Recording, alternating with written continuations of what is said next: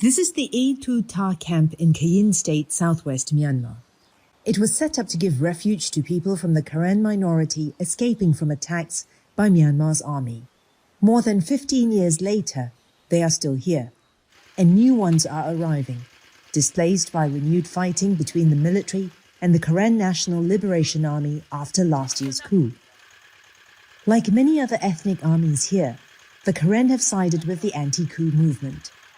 Saw So-ya is one of the new arrivals.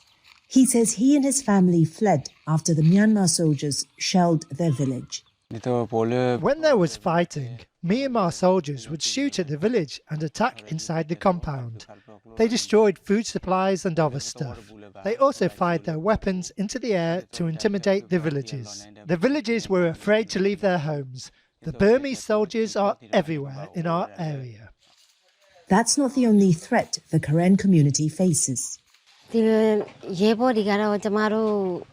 Myanmar soldiers have planted landmines everywhere around and inside farmland, so nobody dares to work on their farm. It's durian season now, but no one can harvest because of it. The landmines are even in the banana plantations. In fact, one of my neighbours stepped on one inside his farm and lost a leg. Al Jazeera is not able to verify their stories. A spokesman for Myanmar's military has not responded to our emails seeking comment. A UNICEF report showed the number of landmine incidents across the country has increased since the coup.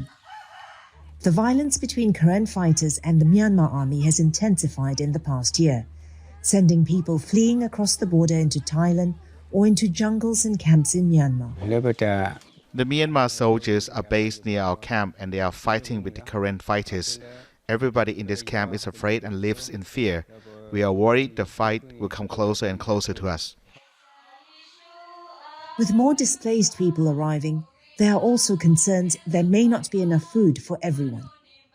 And with no sign of the conflict ending soon, people here know it may be a long time before they can return home. Florence, Looi, Al Jazeera.